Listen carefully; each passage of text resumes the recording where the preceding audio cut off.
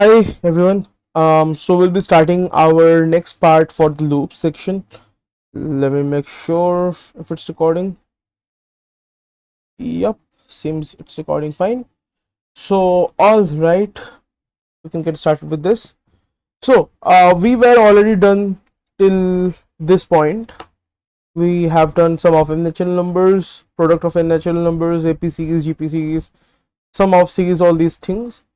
Now in this video we'll be covering the rest of the topics over here, but I'll add some more topics for the next video for loops, just so that I do not forget about it. So in the next video, not this video, in the next video we'll be covering some more topics such as perfect number, um palindrome number, reverse number, digit counting, and perfect palindrome, Armstrong number. Perfect. We'll be covering these topics in the next video. For today, we'll be covering factorization, find prime, find if a given number is a prime number or not. Then we'll print a prime series. We'll do some basic pattern printing, and also I need to show you Fibonacci series. So Fibonacci series. Okay, we'll understand this step by step. So let's begin with the first topic, which is basically factorization. So let me get started. Let's say I give you a number, right? Let's say 10. What are its factors? 1, 2, and 5, right? These are the numbers which can. What is a factor? Let's first discuss about it. What is a factor? A factor is like any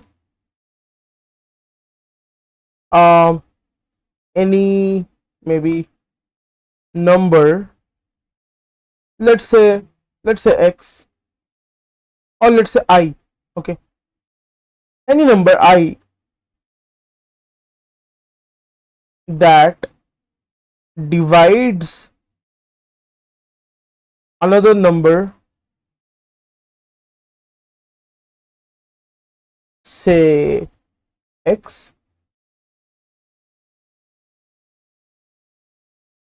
with remainder 0,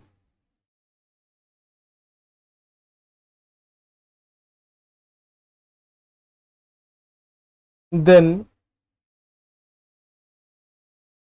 I is another. Okay, I is a factor of x. So what do I mean by that? Let's say I say, what is the factor of, let's say 12. Okay, let's take a number. Let's say I'm taking 12, right? So what are its factors? If I ask you what are the factors, so you give me the numbers that divide 12 with a remainder of 0. Let's say 2. 2 divides 12. 2 6 are 12. What is the remainder? Remainder is 0. That's why it is a factor of 12. What else? 3. 3 4s are 12, right? Yes. So remainder is 0, right? There is no remainder. 4 is a factor of 12 as well. 4 3s are 12.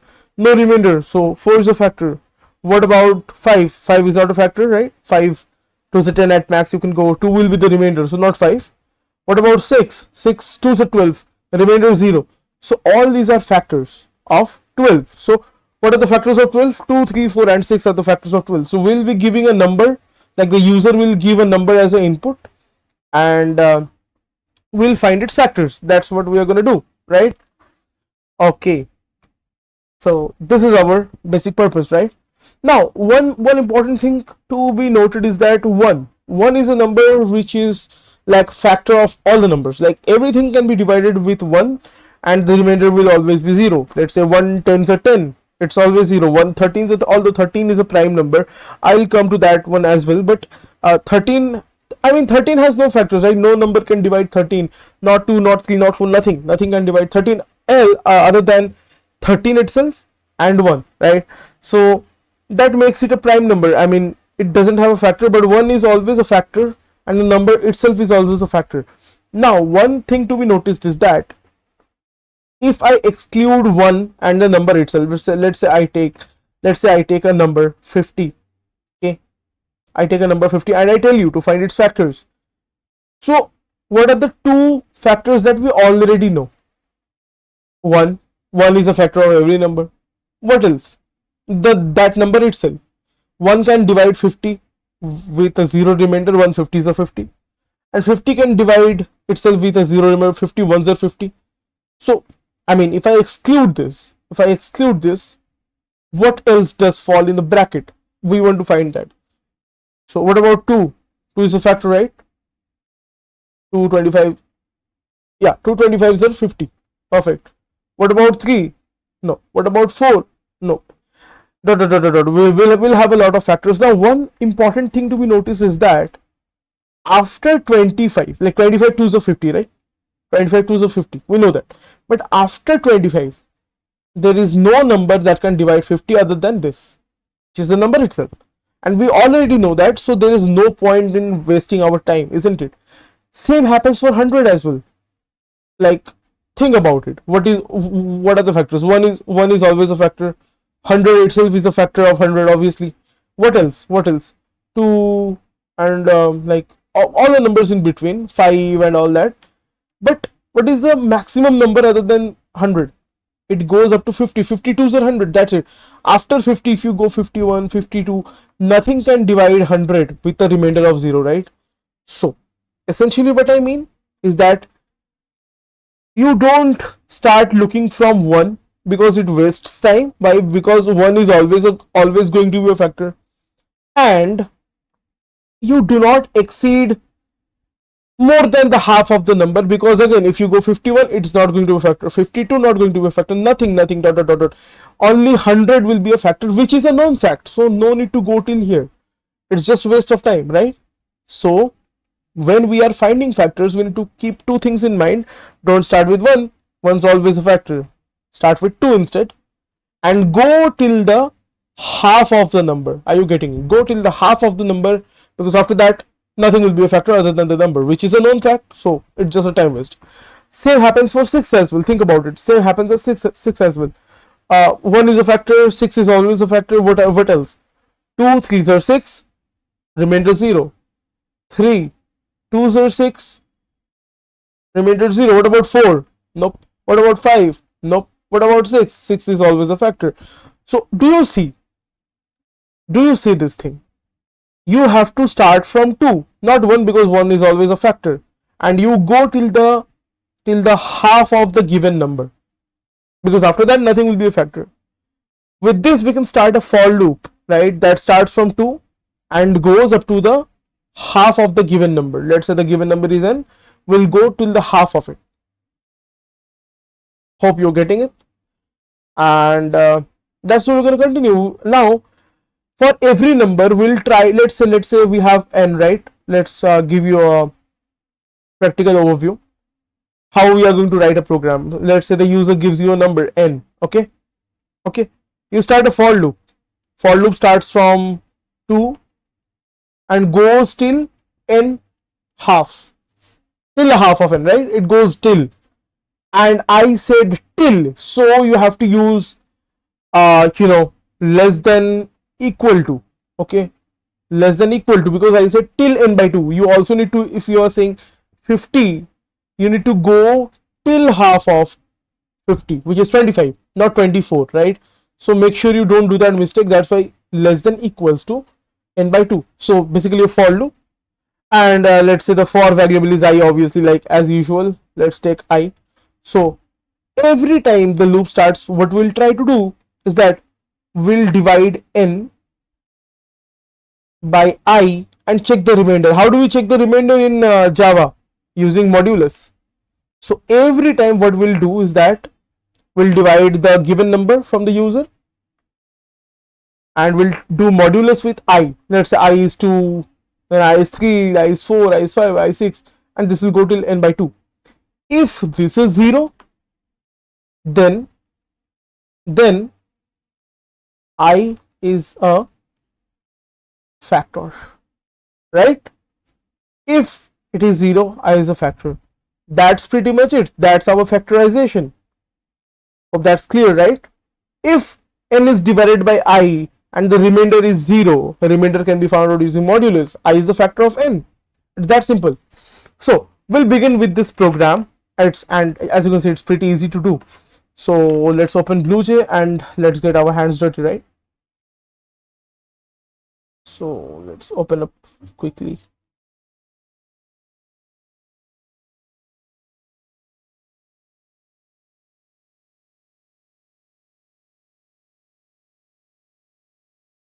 All right, new class. Let's call it factor. And again, let's start coding. As usual, if we need to take the input from the user, import java.util scanner, right? Remove these things, not this, till this, and remove these as well, no need. All right, oops.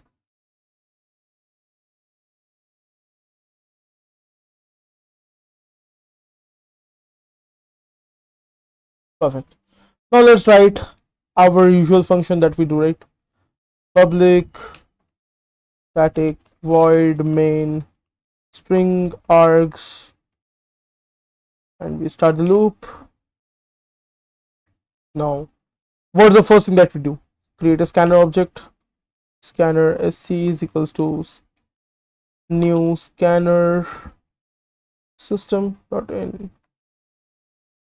Okay, now we take the input from the user, right? We have a let's print it out. Okay, system.out.println, oh, not ln, because we're taking input. Enter a number. Okay, perfect.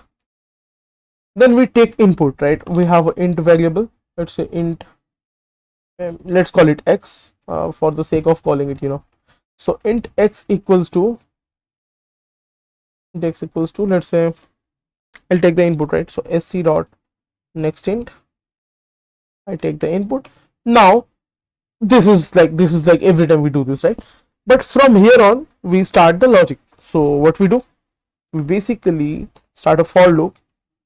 Okay, say int I that starts from 2, not 1, not 0, right? 0 can never be a factor. Anything multiplied by anything like with 0 is 0, right? And 1 is always a factor, so there's no point, right? Don't waste time. I equals to 2, and what else? Yep, I less than equals to, see, not less than equals to. Now you will go till the, let's say the given number is x, you go till the half of it. Okay, all right, and every time it's a I plus plus. That's it. So basically your loop starts from 2, it goes till the half of the given number by the user, and it increments every time. Now for every time you start a if else, and you're gonna check what? You're gonna check if if let's say x modulus I. Okay, so if like we basically divide x by I and check the remainder. If the remainder is 0, x modulus I equal 0, what are you gonna do? We're gonna say system.out.println. We say I is a factor of oh, okay, I is a factor, or simply for the sake of simplicity just add I, or and just add a space so that it prints it out properly. And let's say I'm using only print, right? That's pretty much it. After this, I'll probably system.out.println just to look good, or maybe I can just skip it altogether, right? System, no, let's write it out. Println, yeah, that's it. Okay, save the program. Let's it compiles properly. Yeah, class compiled, no syntax error. I can minimize this. Right click, void main. Okay, enter a number. Let's say I enter maybe, what do you want to enter? Let's say 6. Okay, or maybe okay, let's take a big number, right? Let's take maybe 15. Okay, so 3 and 5 are the factors of 15, right? Do you see it does not exceed 5? I mean, like 7.5 exactly. I'm not wrong. Anyway, let me start the program once again. Let's take a big number this time. Let's take 100, right? So what are the factors of 100? 2, 4, 5, 10, 25, 10, 20, 25, 50. It does not exceed 50. Why? Because there is no point in that. 51, 52, 53, 54, it can never divide 100 and give a remainder of 0, right? There's no point. So that's why we are saving the time. Do you get it? I can obviously, I mean, even if you don't do this, you can say, well, I don't care. You can just put I goes till equals to n. That's perfectly fine. But who cares? Like, I mean, it's a known fact, right? If I even do this, let's save this and show you. Oh, not n, sorry, x, right? X. Okay. Yeah, because I take an input in x. So let's compile this. It really doesn't matter in small scale, right? If I run this and let's say I hit maybe 100, you know what's going to happen? Did you see the delay that happened over here? Yeah, that's what I'm talking about. The CPU of the computer goes from 2 till 100, and there's no point because after 50 there's nothing but only 100 that can divide it. So we are saving the time of the computer. You have to write programs efficiently. Just a program that works, it's not good enough, because if I enter something, maybe a big number, okay, maybe I enter something big number. Okay, let's take an example, right? So I run this. Let's take a big number this time. Let's say 999999999. Yeah, do you see this? My program got hanged. My program is hanging now. Why? Because obviously it's not efficient, right? See, do you look at this? What was our number? Our number was 99999999, right? 49. So do you see what happened? After 33333333, there is no number that can divide this, and only that number itself can divide itself. So basically there is a waste of time from here to here, and there is a huge waste of time, right? There is a huge waste of time from 333 all the way to 999. That's why you do not write programs that are not efficient. That's why you write something like this, x by 2, and be happy about it, right? So that's pretty much it. That's our factorization. Now we'll go with the next thing. So we're done with factorization. So the next thing in our list is prime number. And it is related. If you have understood the factorization concept, you will understand prime concept as well. It's not really that much difficult. And next we'll be doing prime series and pattern printing, all that, right? Again, this is also a series kind of, right? I mean, you're just finding the factors of a number, consider it a series, right? Anyway, so prime numbers, great. So for prime numbers, let's do this, right?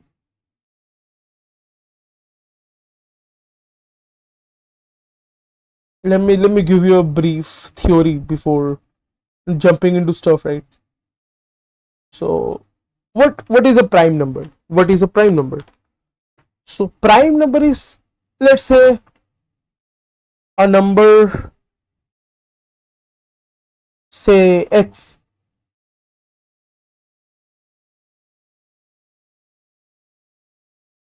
that has no factors other than 1 and itself.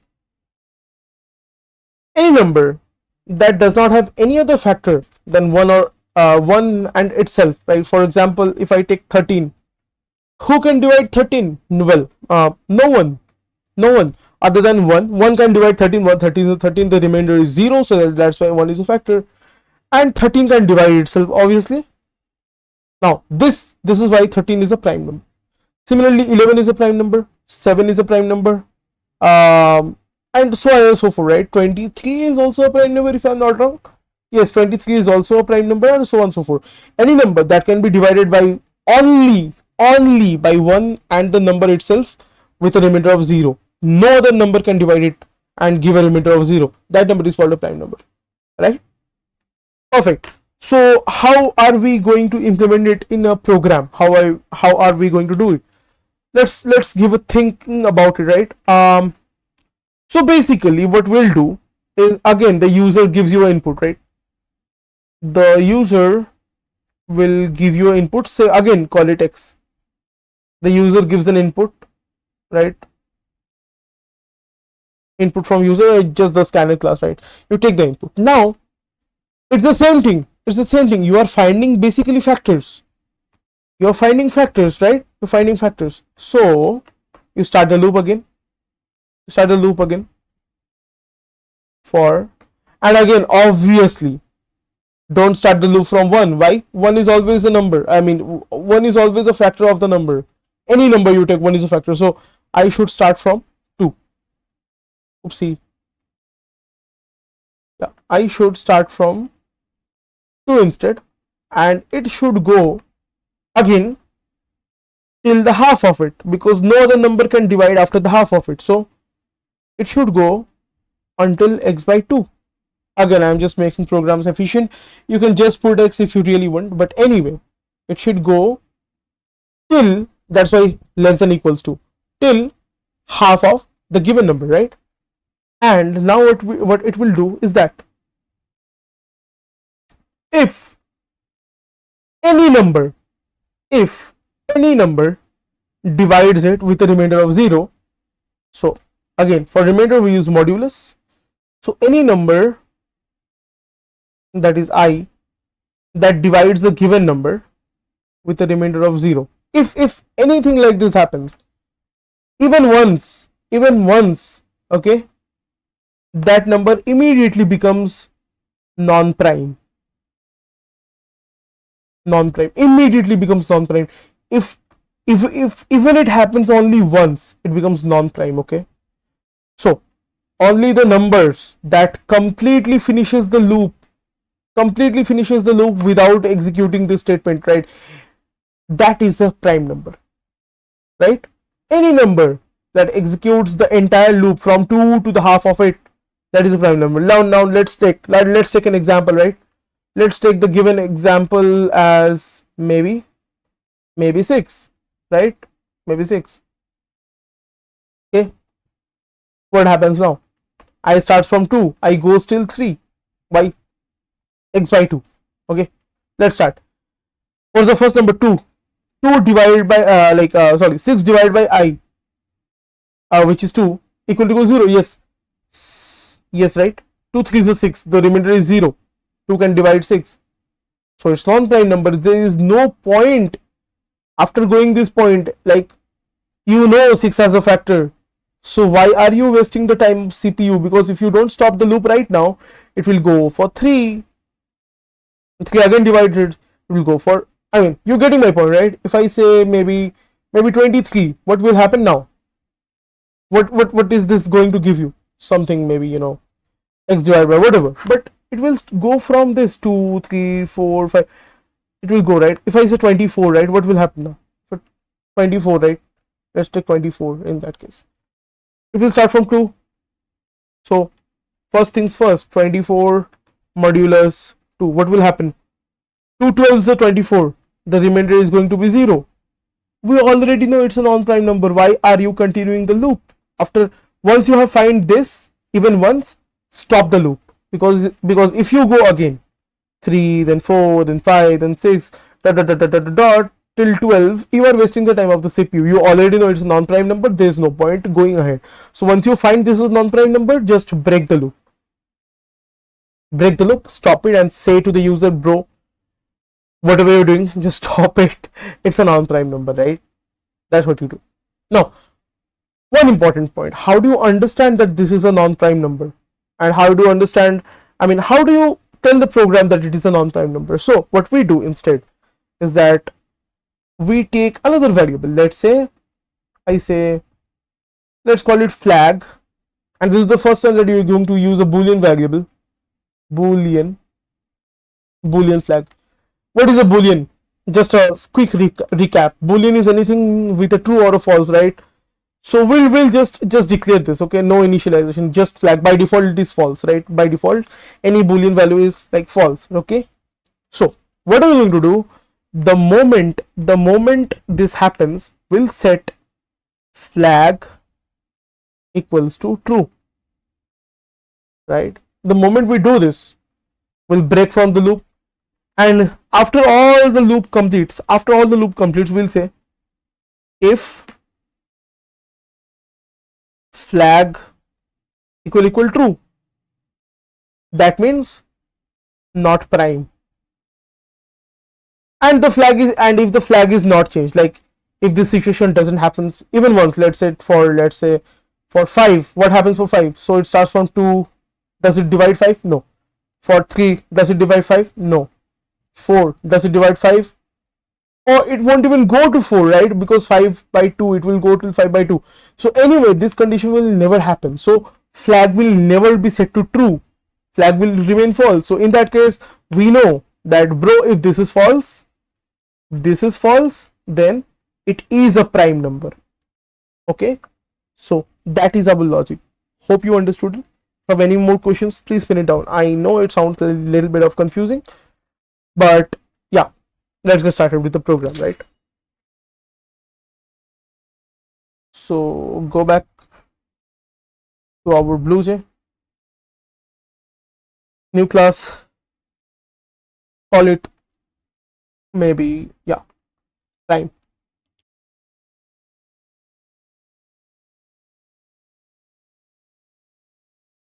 Okay, same thing from Java. Oh, from I'm still writing like Python, right? Anyway, import java.util.scanner.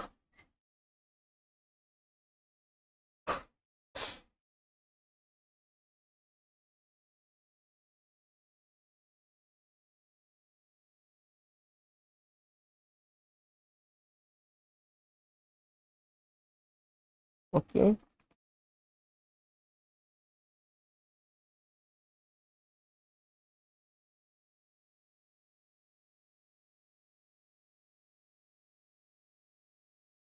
I'm not explaining because this is what we do every time. So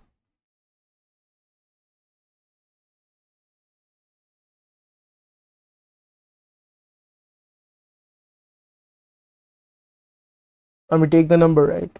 Oh no, we print it out first.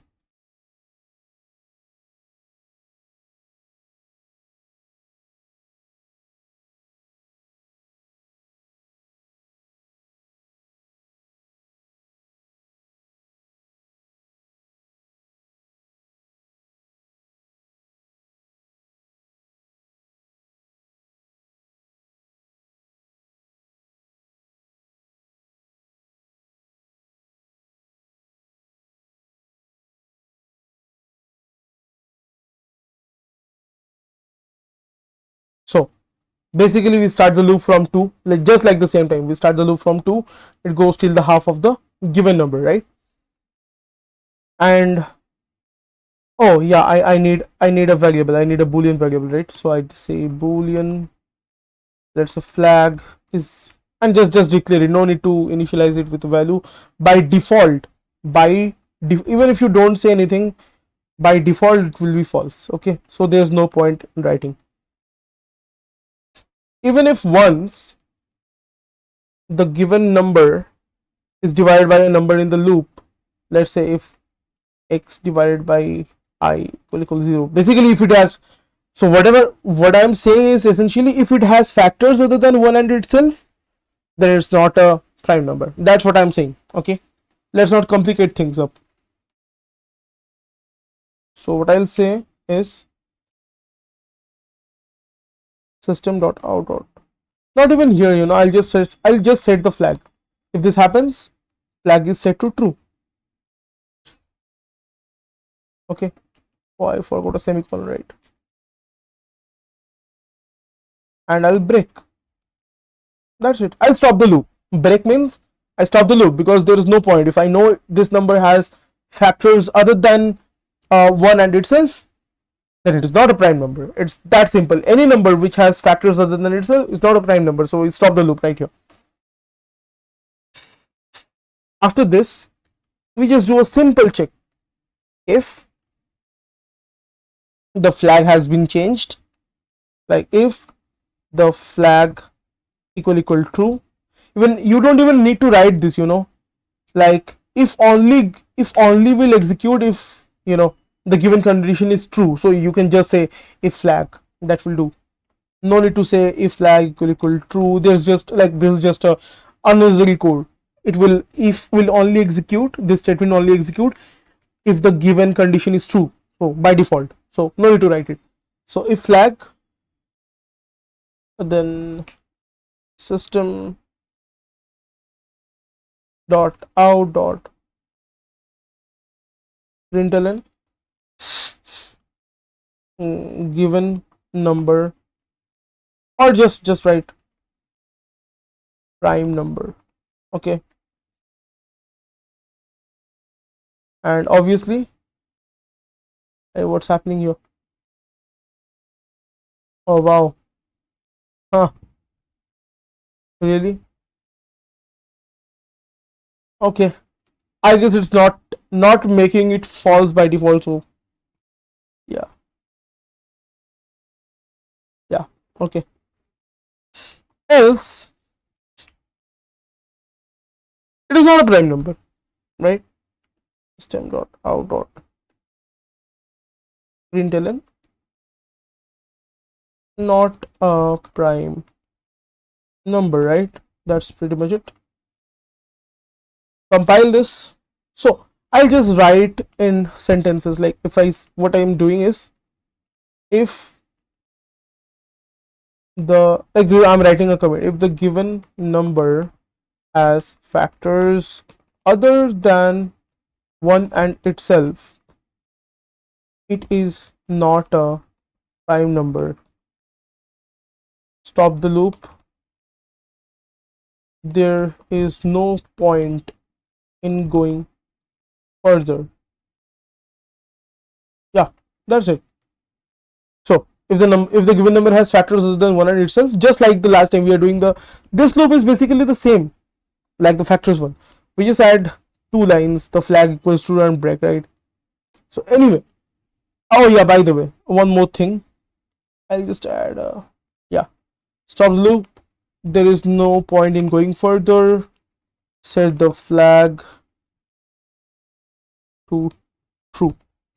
Okay, just stop the loop. How are you stopping the loop? Using break statement. I mean, this one stops the loop, right? Okay.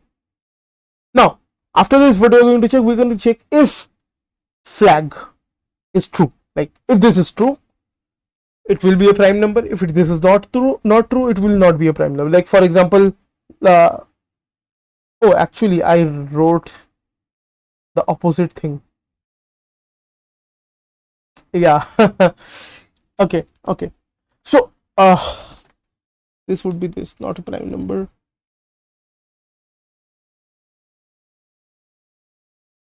Yeah, cool. Why? Because if this is true, why is this true? Because it has factors other than 1 and itself. If this flag is set to true, that means this is changed, and that's why it is not a prime number anymore. But if this remains false, then it's a prime number. Like this never executed. If this never executes, the value of flag will remain false. If it is false, it will show up as prime number, right? Like if it is false, it was not changed, right? So let's compile this program. Yep, class compiled, no syntax errors. Let's run this.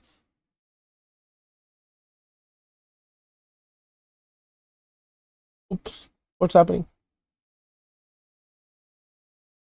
Okay, I guess some issue with the mouse. Yeah, enter a number. So let's say I take 100, right? Not a prime number. Let's run this again. Once again. Okay, run this. Enter a number. Let's take maybe 121. Not a prime number. Okay, it's working. Now let's take a prime number. Okay, what about this prime number? Enter number. Let's take, I take 13. 13 is a prime number. Getting it? So it works perfectly fine, and hope the logic is clear. So anytime you are having issues in understanding this concept, just remember, I'll give you an easy way out. So the algorithm is basically start loop from 2 till half of given number. If you find factors in the loop, then it is not a prime number. Set the flag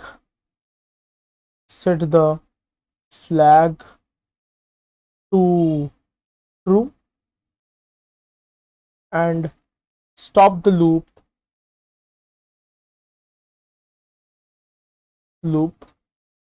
using break.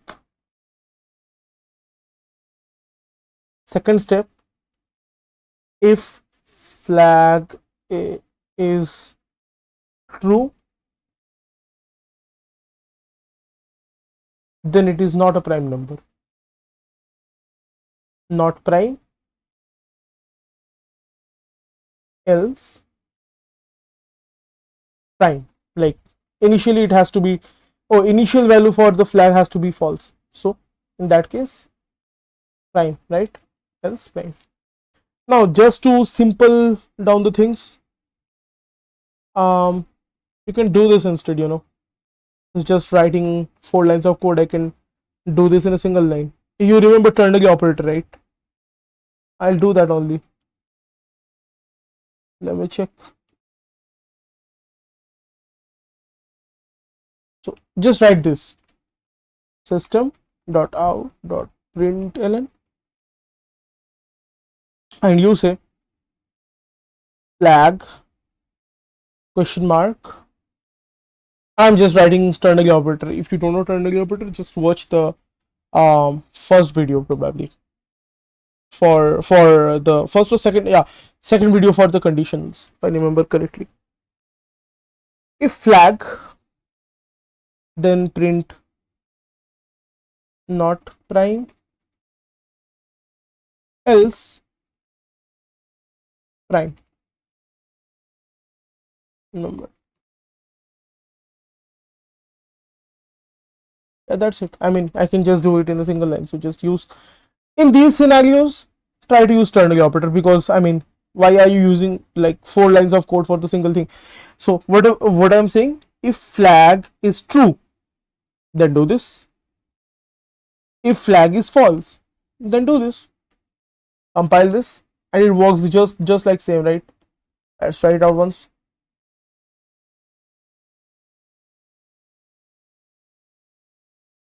Let's try with 13, maybe 11 this time. 11 is a prime number. Perfect. So it works perfectly fine. So I'm just writing it efficiently. See, efficient coding is very important. That's what I say and I recommend, right? All right. So we're done with that concept as well. Great. Up next, let's just do this prime series. I mean, this is just another extension, right? We're just doing an extension of prime numbers. Let's do that. So, oopsie, what happened?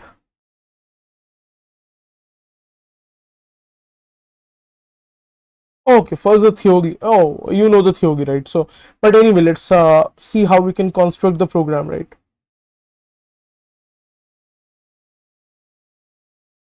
Let's see how we can construct the program. So for constructing the program, there are two things. Just take the input from user. Let's say I'll take X as input from the user, right? We take the input. Now you do the same loop like prime number, same as prime number. You do that, and what you do is that you basically print out the prime number. That's how. That's how you do it. Now this is all about prime, but we are trying to print a series of prime. So let's say just inputting X is not enough. So we need to take a range. Okay, so you will take two things from the user. Take two things from the user: the start, the end. So if I say, what I mean is that let's say you start with maybe 2, or why don't you do this? You want to just take the end for that matter. Just take the end. Let's say the user says 12 is the end. So basically, you'll start a loop that goes from 2 till 12, and for every time it will check, is this a prime number? So for everything, for every number it will check, is this a prime number? So for 2, is this a prime number? We'll just do the same process to check. Okay, for 3 it will check, for 4 it will check, for 5 it will check, and go till 12. So basically this is our program. So what do you need? You need this, right? You just need this. You start a loop from this to 12. For every number you check if this is a prime. If this is a prime number, then print it out. If not, skip it. Okay, just skip it. So how can we write a program like this? Well, let's try. Let's go back.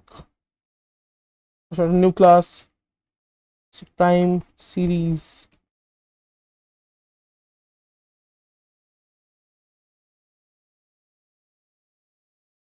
Yeah. Again, import java.util.scanner. You don't need this. You don't need any of this.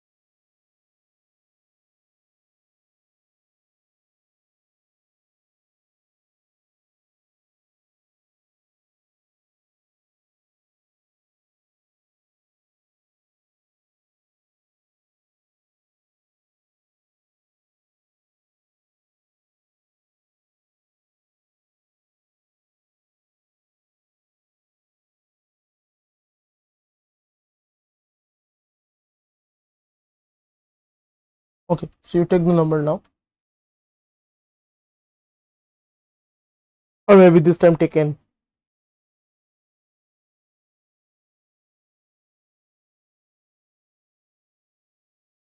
And you start a for loop that goes from int, let's call it I, starts from 2 because see, there's no point in starting with 1, right? Like obviously. So start with 2 and let's go till the number. Why? Because right now we are not checking if this is a prime number or not. We are going to that number from 2, 3, 4, 5, 6, 7, 8, 9, 10, 11, 12, let's say. And for every number we'll check. Getting the one, for every number we'll check them. That's why less than equals to n I plus plus. I believe this is going to be a nested loop. So we have the number. Now you do your thing. So what you say is that for, yes, this is going to be a nested loop. For int j equals to, now you check for every number if it is a even number, like if it is a prime number or not. So we will start from 2. J will go till half of I, just like we did last time, and j plus plus. So you will check if, and yeah, under inside this you don't need a flag outside this, you need a flag inside this. So you will say flag equals to false, and you hit and write boolean beside it. Okay, I'll give you a demo, right? Don't worry about it. So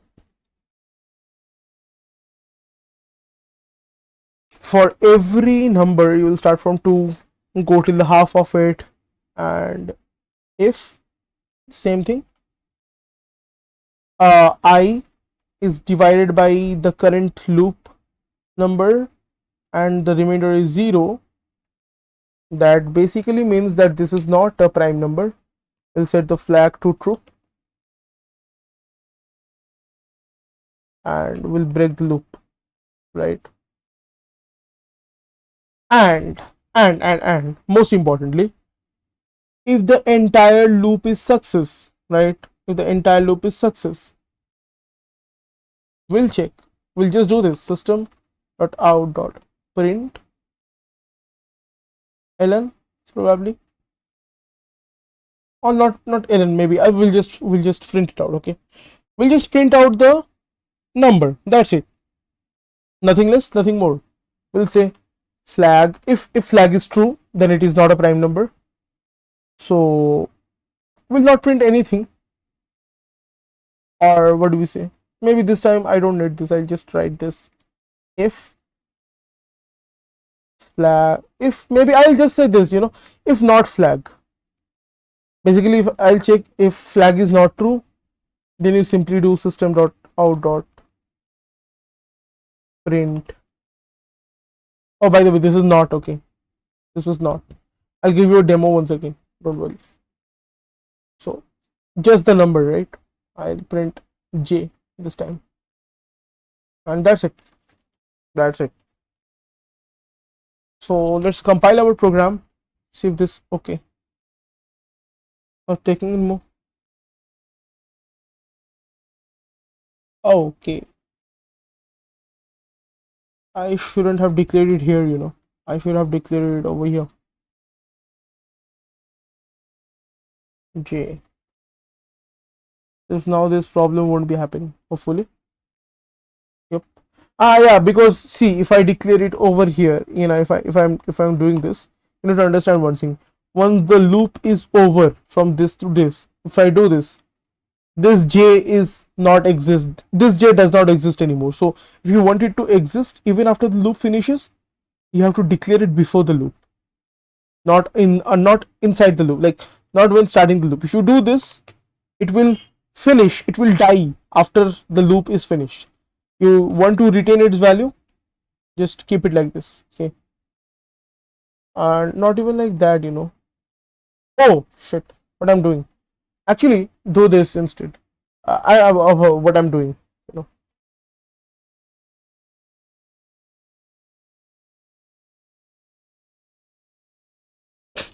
all right. So now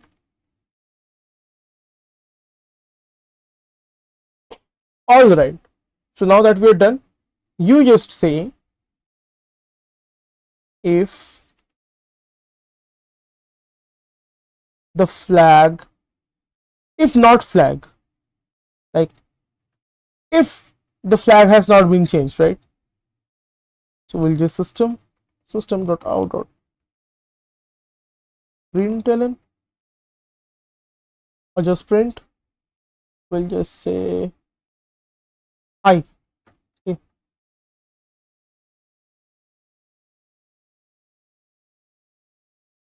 Oops, there is a typo. I.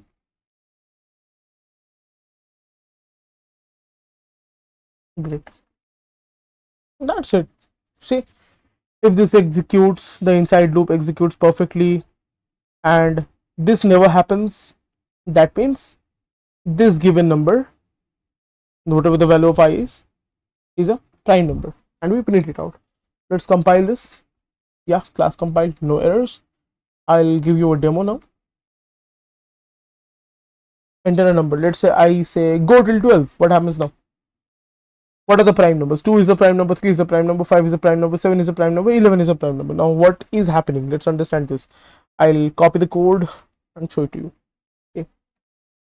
I'll take a screenshot.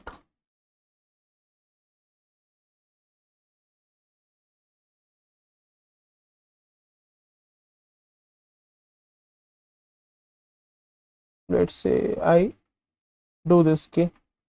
Not even this. I'll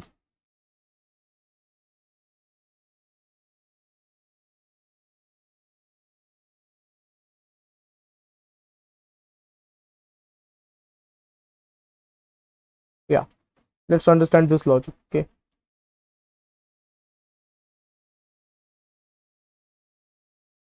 Let's paste it. Great, great. But I don't need it to be this big. Just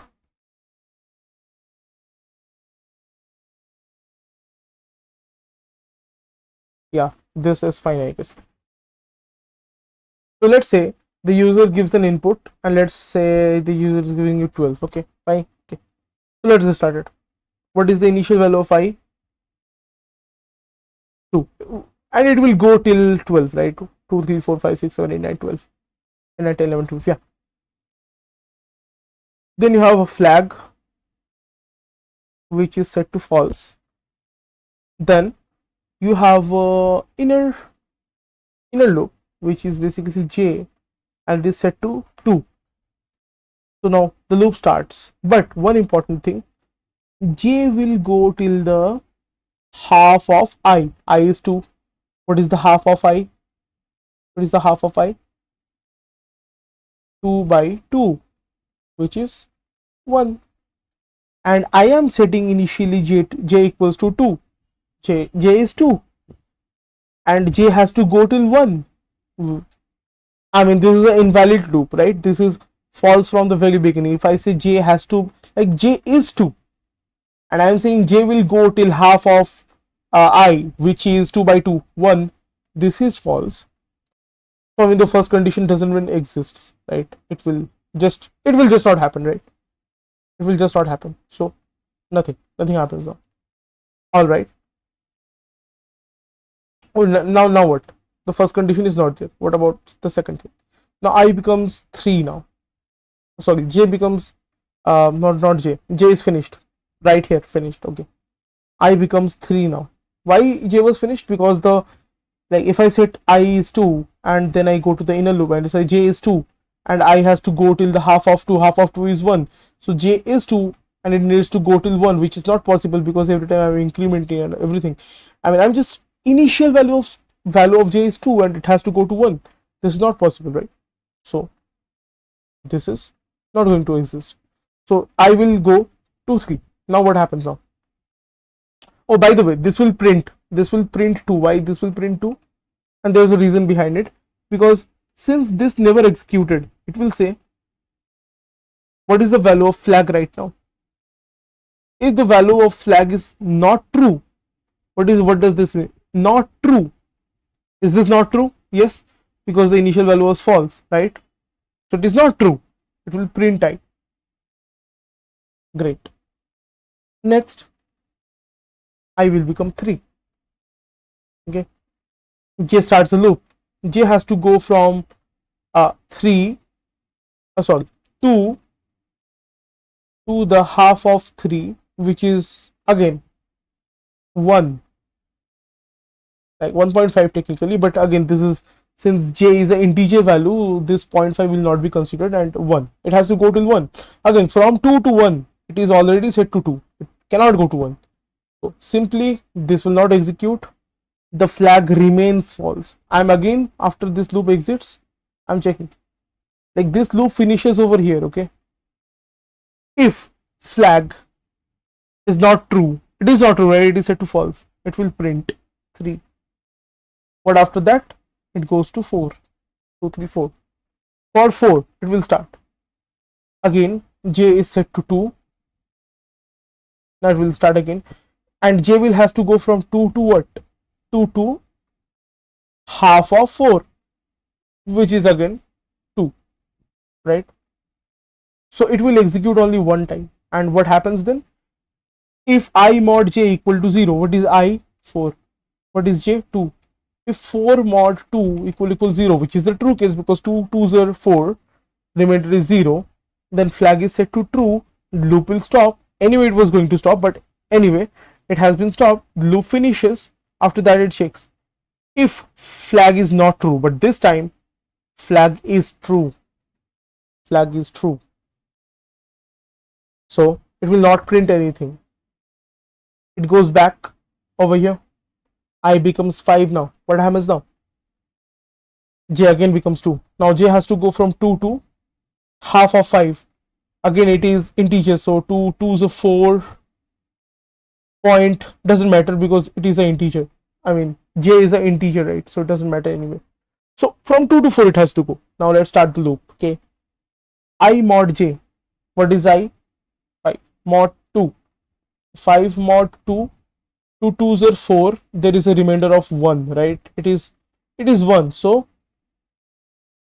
it doesn't have, like this condition doesn't happen. Okay, I becomes 3, 5 mod 3, 3 1s are 3, remainder is 2. This does not happen because it has to be 0, it has to be completely divided. Not happens. It goes to 4. This is the last one, right? It goes to 4. What happens then? 5 mod 4, 4 1s are 4, remainder is 1. Nothing. Like this condition again fails because it's not 0. And after that the loop finishes because I had to go from 2 to 4 and it is already at 4. The loop finishes, it comes here, it checks if flag not equal to true, and the flag was set false. And remember one thing, every time I changes, the flag becomes false. Every time I changes, the flag becomes false, remember that. So if not flag, it will print, if not true and it was set to false, right? So it will print 5. Now I become 6. What happens now? Again I'll just remove these things.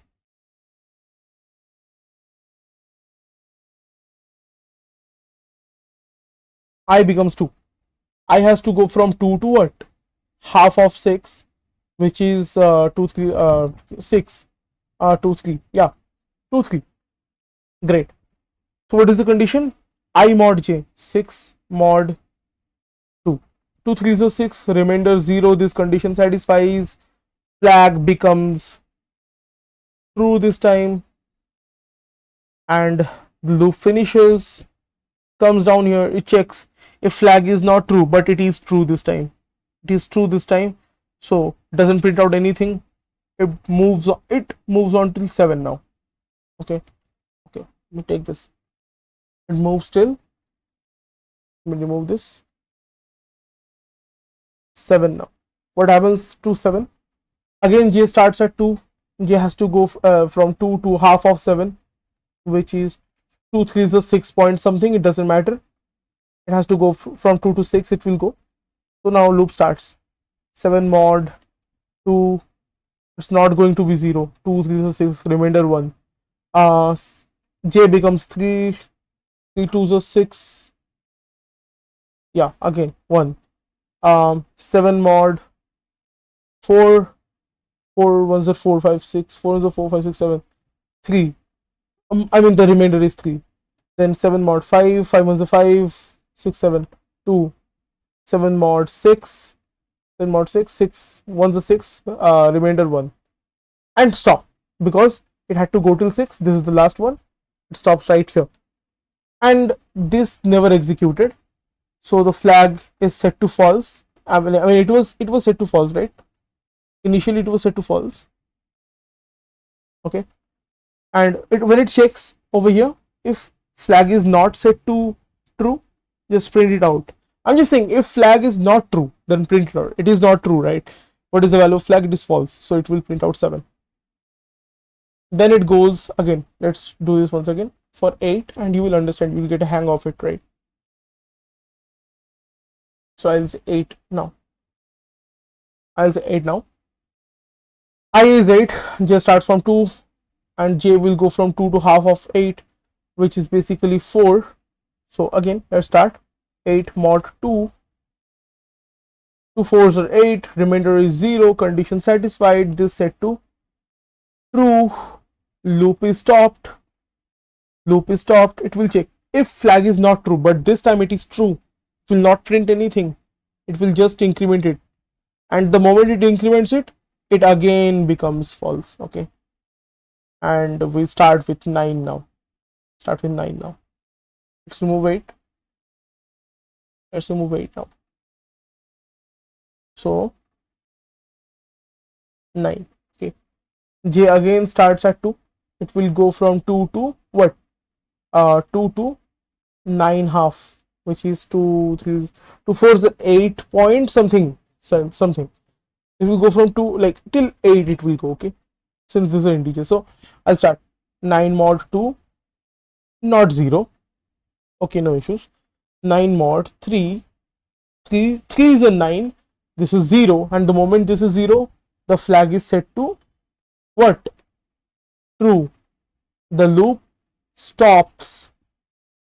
Now it checks if flag is not true, but the flag is true, so it will not print anything, and it will just go increment it to 10, and again flag is set to false, right?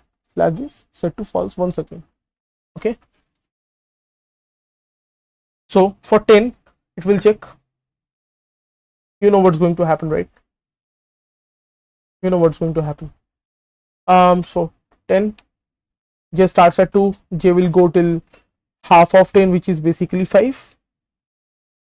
So 10 mod 2, 2 5s are 10, the remainder is 0. Immediately the flag is set to true, the loop is stopped.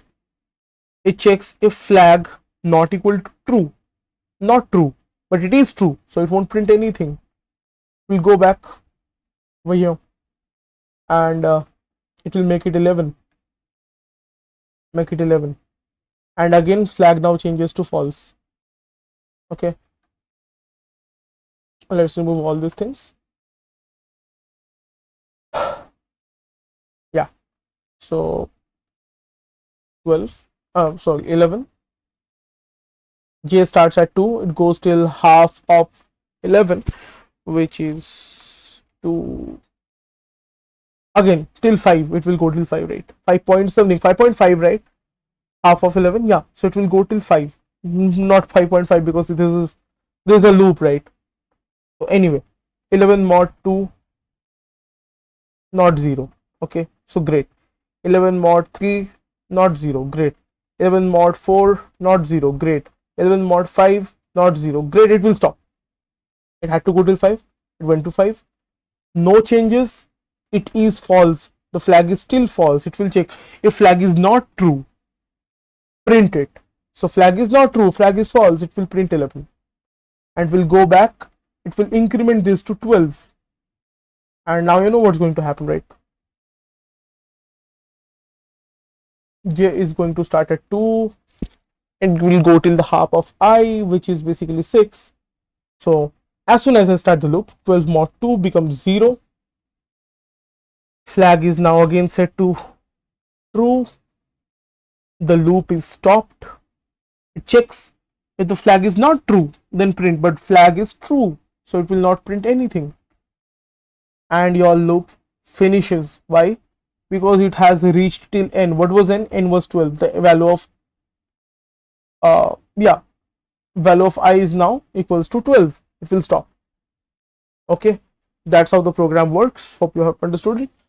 Now let's cover, maybe I'll go with Fibonacci series now. Okay, this is another one. And what about this? I'll you know what? I'll put another topic here. I'll put factorial. This is an interesting one. Okay, now we'll go over this, and then we'll come to pattern printing. This is a kind of different topic. So that's pretty much for factorization prime series. Let's begin the next program, which is basically the Fibonacci series.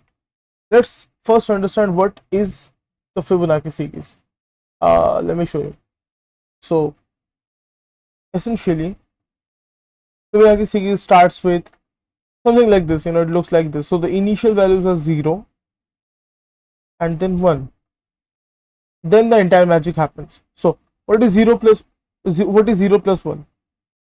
1. What is 1 plus 1? 2. What is 1 plus 2? 3. What is 3 plus 2? 5. What is 5 plus 3? 8, and so on. This is called the Fibonacci series. So basically, to write this program, to write this series, we'll do something. So we'll take, let's say we have two variables. Okay, so the entire program has a game of only 3 variables: A, B, and the next. Okay, so initially the value of A, set it to 0. Initially the value of B, set it to 1. Okay, now let's say the user enters that I need 1 2 3 4 5 6 7 8 maybe I need 20 terms. 20 terms means 1 2 3 4 5 6 7 and 8 plus 5, then that is 13 and all that, getting the point. So basically I need 20 terms, right? So basically I'll just do the same thing repeatedly. Now understand what's happening. Understand how is this series coming. So A0, and the rule is, there is a rule. I mean, what we'll do is that we'll only print this variable, not this, not this. We'll print only A. So A is 0, B is 1. We'll print it initially. Then what is next? What is the next value? 0 plus 1. Basically it is A plus B, which is basically what? 1. And the next time we'll print this. Okay, how is it happening? Once again, this value, the value that you're seeing right now, you know what will happen. Now the next thing that will happen is that A will become B, and whatever the value of B there was, it, like, A will be that value and B will be next, and this repeats. This constantly repeats. This step and these steps, this repeats. Let me explain once again. So initially, the first things first, the user will enter how many terms he needs. This is the input. Okay, if he says 5 terms, you just say 0 1 0 plus 1 1 1 plus 1 2 2 plus 1 3, bus, stop. 1 2 3 4 5. If, like, let's say the user enters 5, you will stop. So it depends on the user what he enters. But the next thing that you need to do is that set A equals to 0, set B equals to 1. Okay, like this. Now the next thing that we need to do is start a loop which goes from 0, or from 0 all the way to less than n. Less than, I mean, I just need the terms, right? So you can start from 1 and less than equals to, or you can just say 0 and less than equals to, and it will go till this. And every time what will happen, it will print A. Okay, then it will have a variable called next. Let's say int next is equals to a plus b. It will calculate the value of the next. Then two things will happen. The first thing is that the value of b will be copied into value of a, and the value of next will be copied into b. Okay, let's start the loop. Let's see how it works. Okay, so initially a, b, and next, next, a, b, and next. These are the three variables that we have, right? So let's start. So initially a0, b1, next. Now the loop starts. Next becomes, okay, first print a, so what is the value of a? 0. Perfect. Next a plus b, next is int next is equals to a plus b, so 0 plus 1 b gives you 1. Okay, the value of b gets copied into a, and the value of next gets copied into b. 1. Okay, then again repeat the same thing. Let's say user has given you 5. Okay, let's do it. Yeah, or maybe 6. Okay, let's keep it 5. So this loop will iterate 5 times. So the next time it comes in, print a. What is value of a? 1. 1. Okay, calculate next a plus b. What is 1 plus 1? 2. Great. Now what happens? Value of b is copied into a, which is again 1, and value of next is copied into b, which is 2, and the loop cycles again. Okay, this time what happens? This time again print a. What is the value of a? 1. Great. Then again calculate next a plus b. What is the value of a plus b? 1 plus 2, 3. Then what happens? Value of b gets copied into a, value of next gets copied into b, and repeat. Print a. What is the value of a? 2. Calculate a plus b. 2 plus 3 is 5. Copy b to a, copy next to b, and repeat. Print a. What is the value of a? 3. Calculate next. 3 plus 5, 6, 7, 8. Copy b into a, copy next into b, and repeat, but this time it will stop. Why? Because this has already iterated 5 times. N was 5, so it will stop. That's how Fibonacci series works. So we can just go ahead and write the program for this. Here we go. Let's create a new class. Let's call it Fibonacci.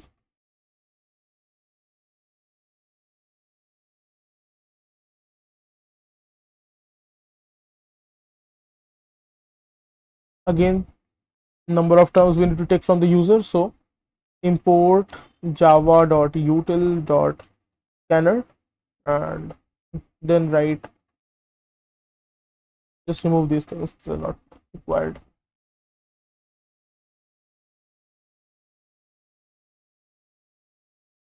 Okay, then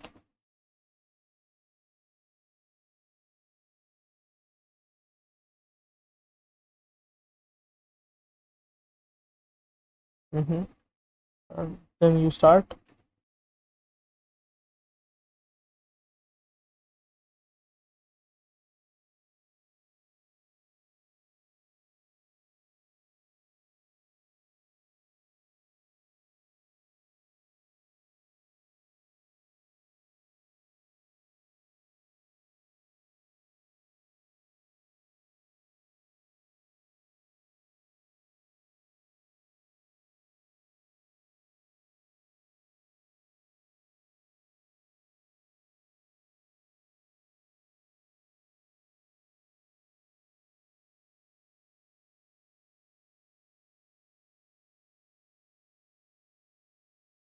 Okay, so the user enters a number of terms, right? So now you need to have two things. Int a, let's keep it 0, and int b, let's keep it 1. This is how you begin your program. Okay, then you start the loop for int I equals to 0. I will go till, I mean, I loops number of times the user enters, and I plus plus, doesn't really matter if you start from 0 or 1, but if you start with 1, keep it I less than equals to n. Okay, anyway, so now you can say system dot out dot println, not println, I'd rather say um a, so put a space over here, and you will calculate int next, make it till a plus b, and copy the value of b into a, oops, and copy the value of next into b, and we are done. That's it, finish. Let's compile this. Yep, this is good. Let's try and see if this works perfectly or not. Let's run this. Okay, enter number of terms. So let's say I need maybe 20 terms. Okay, this is working perfectly fine. 0 plus 1, 1, 1 plus 1, 2, 2 plus 1, 3, 3 plus 5, 8, 8 plus 5, 13, 13 plus 8, 21, 21 plus 13, 34, and all, and so on and so forth, right? See, it works perfectly fine. So this is Fibonacci series, but this is computationally very expensive, you know. Like if you want to really see Java, let's push Java to its limit. Let's say I need 99 terms. What will happen? Okay, yeah. So what you see over here is that integer is not able to handle that large number, you know. This is what's happening. So anyway, this was all about Fibonacci. Factorial. So what is factorial? See, in mathematics, it's just a mathematical term. You might already know, but I'll just go through it once.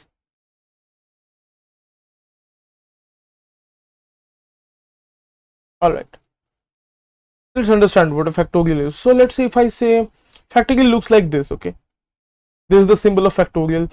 In mathematics, you might see sometimes, you know, factorial represented as an exclamation mark, like for example this. Let's say 8 factorial. Let's understand what a factorial is. Factorial is basically whenever you see the sign, it basically means 8 into 7 into 6 into 5 into 4 into 3 into 2 into 1, not into 0. Okay, not 0 till 1. Okay, this is what a factorial means. And sometimes in mathematics you might see people using the similar notation, like same thing, but the notation is slightly different. This exclamation mark basically means factorial. So what if I say 127 factorial? This basically means I am saying 127 into 126 into 125 into 124 dot dot dot dot, dot till 1. Okay, this is factorial. So how can we do this? As you can see, you just take the number from the user. Okay, let's say the user gives you 5. Okay, let's say n is the input, the user gives you input. Okay, and you'll see that this is going in reverse, but either way it doesn't really matter, you know. Even if I let's say what is 5 factorial? It means basically 5 into 4 into 3 into 2 into 1. This is 5 factorial, but I mean, isn't it the same thing as 1 into 2 into 3 into 4 into 5? So I mean, just start a for loop. That's it. Just start a for loop. So for there is I that starts from 1 this time, or you can ignore 1. It doesn't really matter, just to save the time anyway, because anything multiplied by 1 is the same number. So start the loop from 2 and let it go till n. and I say till n, so not just less than means 1 less than n, so till n less than equals to n, it will go till this, and every time you multiply it, maybe you have a number, let's say x, which will be 1. Okay, this is the reason I'm not taking 1. So you already have a 1, right? So you every time what you do is that x is equals to x multiplied by I, or just to save your time, you can write x multiplied equals to I. That's it. I mean, this is the shortcut, right?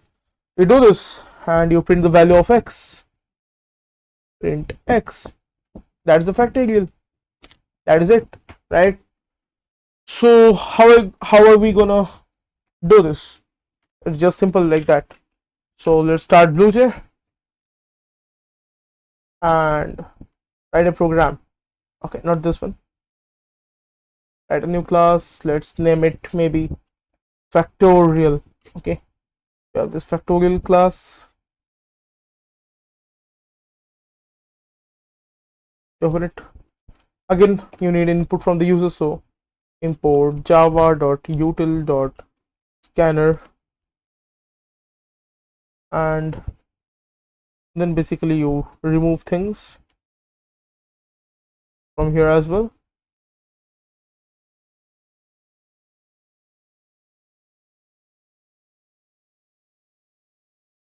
And you start the program. Public static.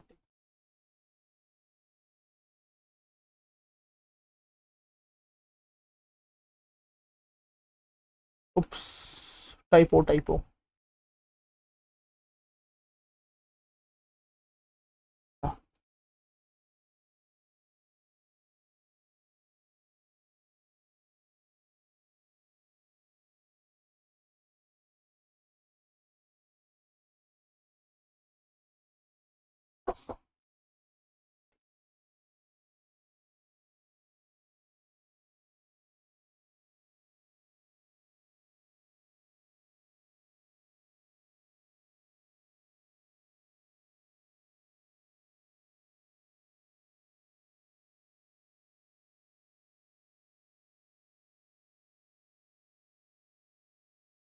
You take the number,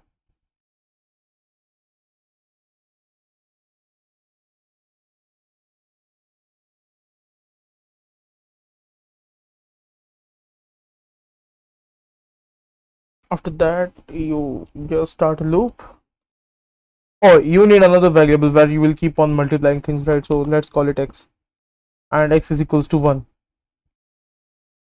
Now you start the loop for int I is equals to you start the loop from 2, I less than equals to n, will go till n, and every time I plus plus. Now you say every time x multiplied equals to I. So this is it. Okay, and finally you print it out, system dot out dot println. You say uh, uh oh, you also put the factorial symbol, right? Or you can just say, you know, n equals to you just print the number, and there you go. You compile it. That's success. Let's run this.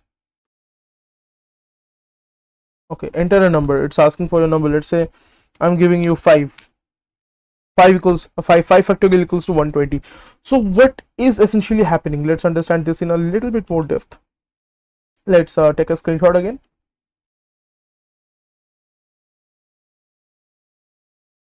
Well, good. Let's go back. Need a new page. Paste down. Oops, too big. We make it small.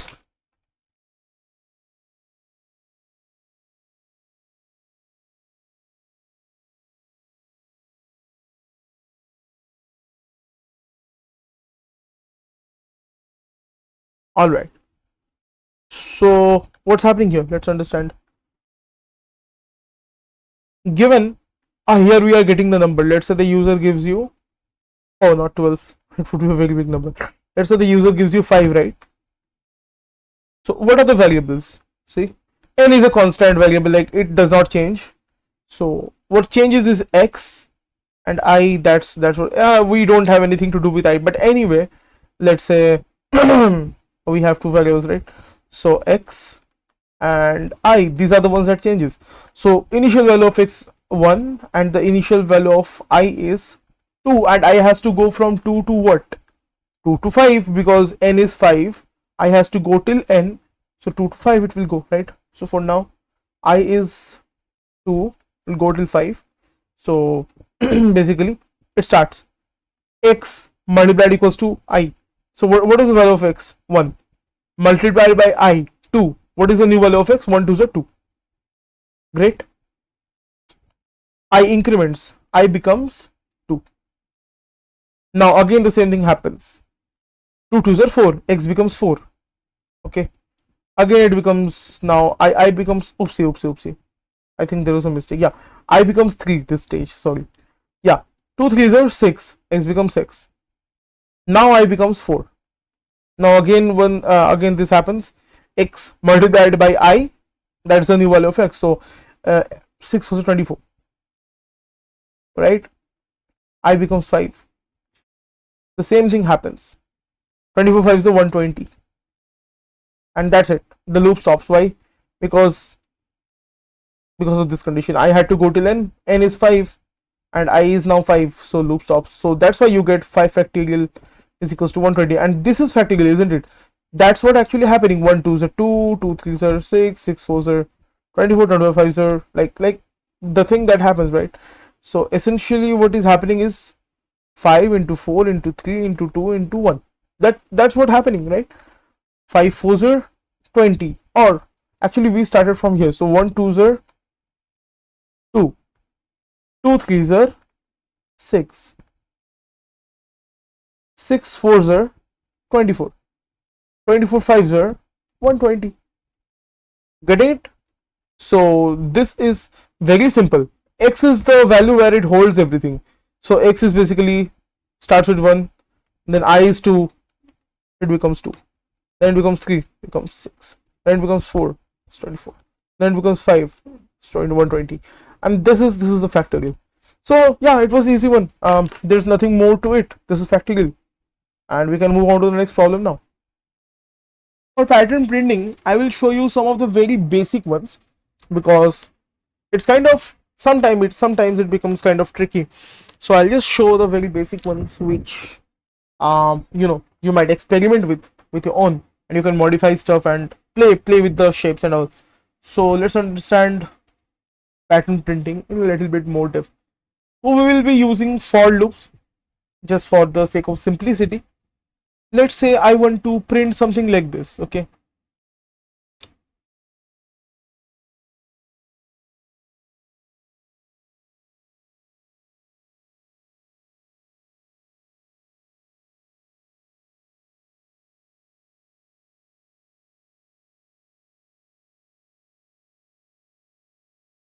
these are all asterisks. How do I print such a shape? So if that is the question, understand that this is done using two loops. Till now you have a very basic idea of nested loops, and this is done using nested loops. So for the outer rows, so how many times does this repeat? I mean, from like just the lines, how many lines? 1 2 3 4, right? Great. Okay, so we have one loop that goes from like that iterates 4 times. Let's say for I equals to 0, I less than 4, I plus plus. Okay, it goes. What about the inner one? Let's understand. Do you see one thing? When it is line number 1, right? When it is line number 1, it is printing only once. When it is line number 2, it is printing twice. When it is line number 3, it is printing thrice, and like that. depending on that. So it depends on value of I. So why, let's do one thing. I'd rather do this thing. Okay, I'll make it interesting. I'll do I equals to 1, I less than equals to 4, because anyway it will iterate 4 times. Now what I'll say, is that the inner loop, let's say, or j equals to, now here's an interesting part, j will start from 1. Okay, j will start from 1, but j will go till I, and every time it will be a j plus plus. Okay, and inside this we will print, maybe we'll just say print star. That's it, we are done. And every time this loop finishes, we need a new line, right? We need a new line. Maybe we can do that using, once this loop finishes, just write print. I mean, just an empty print statement would work, right? Yeah, this works now. And close the exit loop, I mean the external loop. What's happening now? Let's understand. Let's say um let's keep it constant as at the moment. Let's say I will go till 4. Okay, we have two variables, I and j. Great, let's see what happens. So what is the value of I? 1. What is the value of j? 1.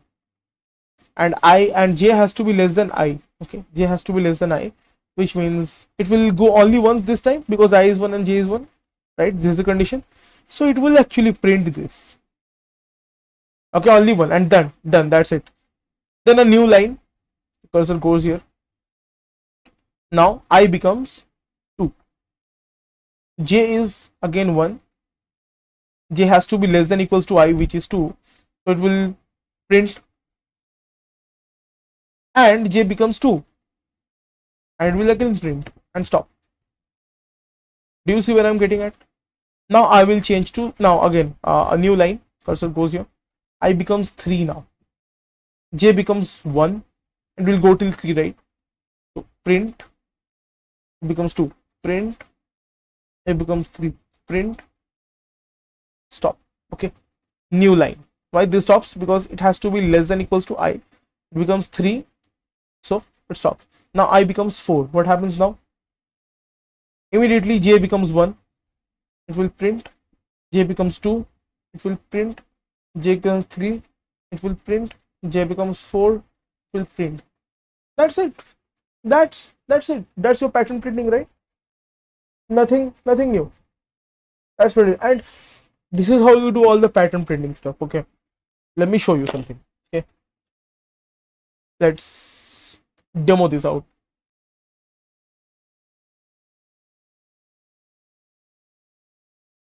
Pattern, let's say I do this.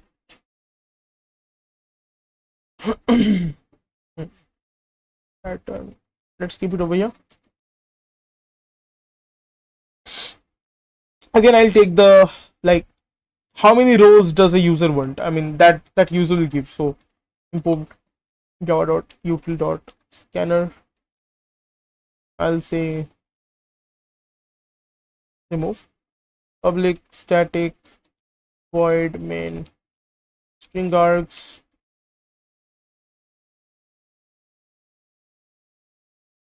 Okay, I don't know what happened. Just a second. Yeah, okay, so now start again. Scanner sc equals to new scanner system.in. I forgot the semicolon. Yeah, and now say system.out.print enter number of rows. Okay, you take the number of rows, let's say int rows, or just to save space, byte rows, and you take next byte sc dot next byte, and then you start your loop, right?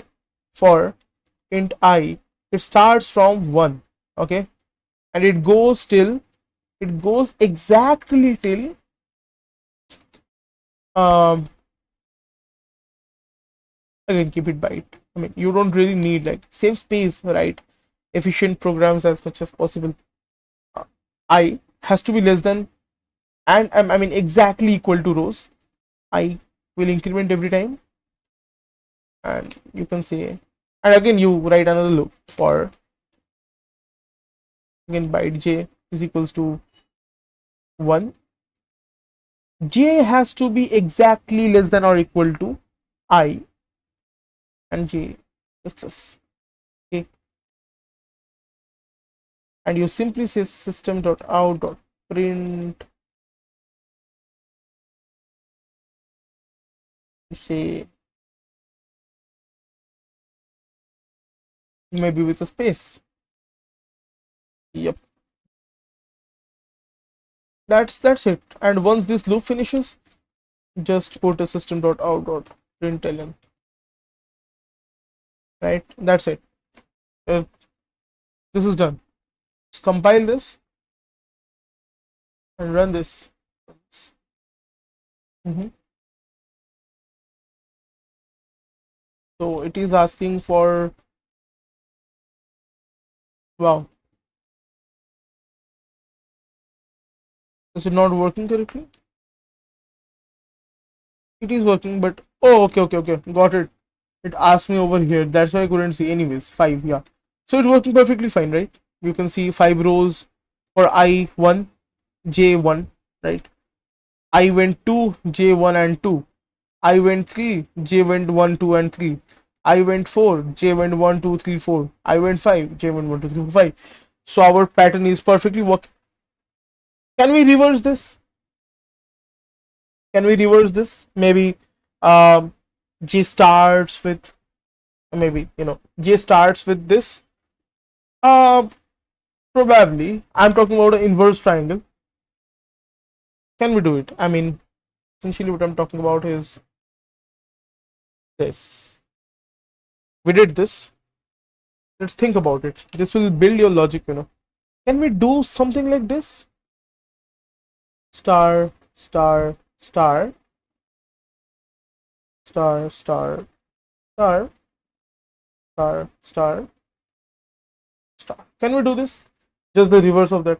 How can we do this? Again, the number of lines is 1, 2, 3, 4. So the outer loop will go, like, it will iterate 4 times. Okay, you can do it for, I mean, it doesn't really matter if you start from 4 to 0 or 0 to 4. The main thing, it has to go from, like, it has to iterate 4 times. 0 to 4 is 4, or 4 to 0 is 4, same thing.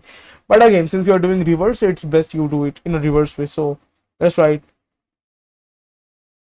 for I is equals to 4, I has to be less than 0, I minus minus, start the outer loop. So this will print the number of lines. Now j is dependent on I, so I will write, and do you see, when it was 4, j was going 4, 3, 2, 1. J was going 3, 2, 1, 2, 1, 1, finish, like that. How can I do that? I can say for j, like, the initial value of j is I, let's say j initial value of I, and j has to be less than 0, and j minus minus. Okay, and you simply print star. It doesn't look a star, does it? Star. Okay, finish it and just print an empty line and close the bracket. Now what will happen? Let's try run this. Let's say again I say, yeah, it's 4. Okay, I is 4. Okay, so 4 times this will, okay, cool. Again we have two, again we have, see, we have 2 variables, I and j. Okay, so initial value of I is 4, initial value of j is also 4. Why? J is equals to I, so 4. It will print star j minus minus. J has to be, oops, no, I'm sorry. This has to be more than, yeah. Okay. J has to be more than 0. Is it more than 0? Yes, J is 4. J minus minus, right? It becomes 3. It will print again. J minus minus, it becomes 2. It will print again. J minus minus, it becomes 1. Print again. Oh, it will again go to 0. No, actually the right thing would be, rather, since last time we started with 1, let's stick to 1, yeah. Okay, now this will look okay. This work. Okay, 4 3 2 1. Now I minus minus, right? And I has to be more than 1, more than equal to 1. Great. So I'll do, yeah, so I becomes 3. When it becomes 3, J starts with 3, because J is equals to I, starts with 3. J has to be more than or equal to 1. It is J minus minus, I mean it will print first, okay, then J minus minus becomes 2, will print. J minus minus becomes 1, print, and it will stop. Why? This is the condition, J has to be exactly more than or equal to 1. Stops. Then I becomes 2. Okay, J immediately becomes 2, because J is equals to I. It will print, right? Because J, the condition is J has to be more than equal to 1, so it will print anyway. Okay, and then J becomes 1, prints, and then it stops, because this is the condition. It will stop. J has to be more than equal to 1, and then I becomes 1, and J again becomes 1. It will execute only once, and here you go. This is what we want. Let's write the code.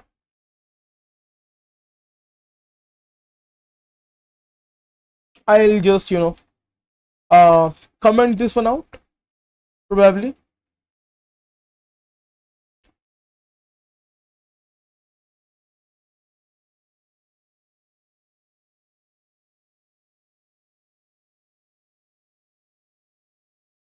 Yeah, this is completed, but we need the exact same set, so anyway I'll just copy this.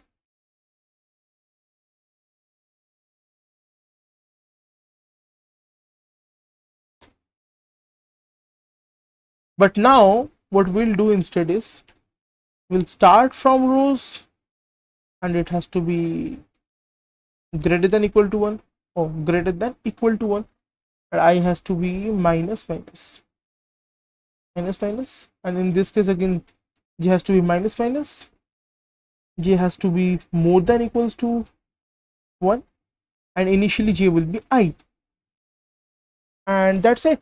Will this work? Let's compile this. As compiled, let's run this. Here's this, folks. Okay, enter number of rows. Let's say I enter 5. Yeah, it works fine. Can we do it together? Yeah, that will look beautiful. Can do that. I mean, let's open it again. Let's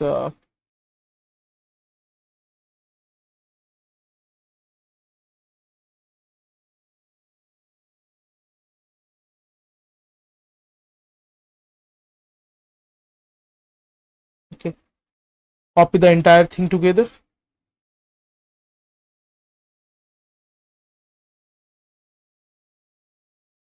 Or you know what, I've okay, these are just separate ones. Okay, I'll just copy the entire thing for you. Okay, remove this, remove this,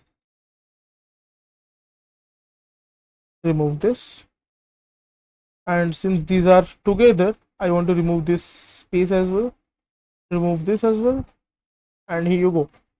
If I do this, this will print together, right? Let's keep it here, or you can put a space if you really want that, like the forward one and the backward one. It depends on rows. So let's say compile this, and I'll try to create a beautiful one this time. I'll maybe go with 20, if that's okay. Maybe 20. Wow, this looks nice. Wow, great. So this is how you make shapes, right? Yeah, you can add one extra just in case, this case you can add one thing. looks like missing. But anyway, I'm just showing you the basics. Anyway, what about okay, we are done with three shapes, right? The inverted one, the like the reverse one, normal one, and together. So what about, let's say I want to do something like this, maybe create another shape.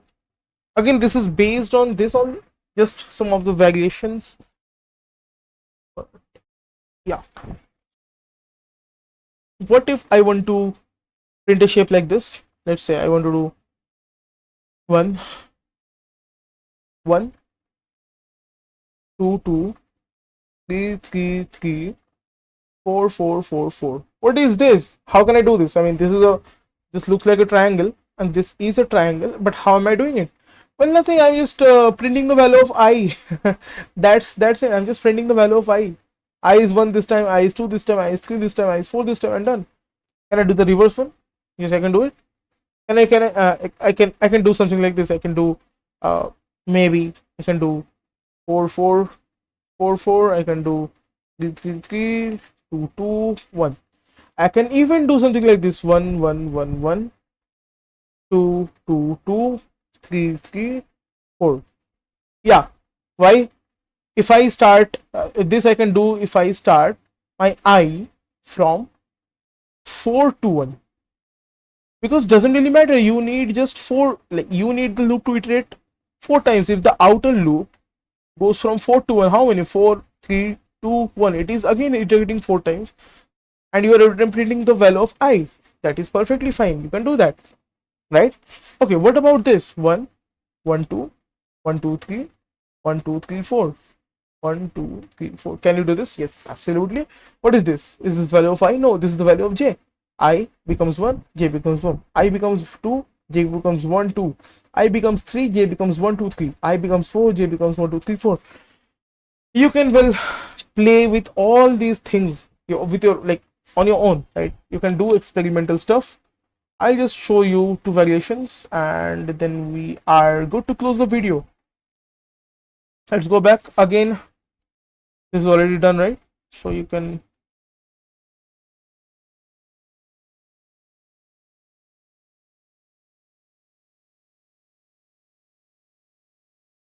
okay, this is done. So let's write another loop for same thing. I'll do copy this and I'll paste this.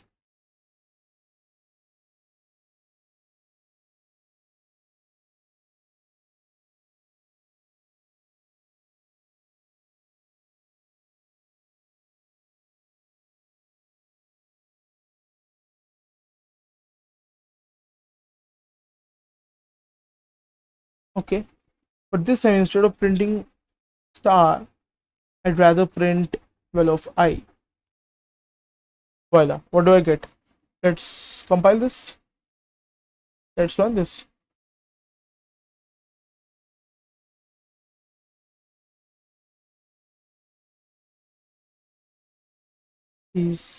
Whoa, what's happening? Yeah, let's say I say 5. What will happen? 1 1 1 2 2 3 3 3 4 4 4 4 5 5 5 5 5. Like exactly what we were expecting, right? Great. So I'll just modify the code, right? And I'll just modify the code.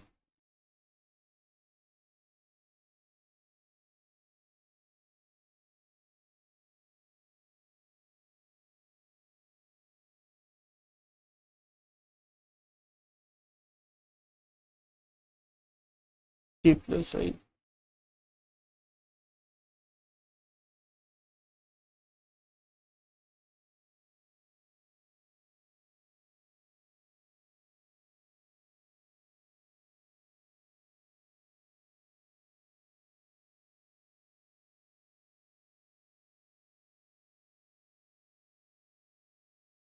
Yeah. So let's say if I enter 5 now. See 1 1 2 1 2 3 1 2 3 4 1 2 3 4 5.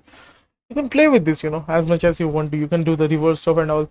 But yeah, that's the basic of pattern printing, and we are done with so many topics today. This is done, this is done, this is done.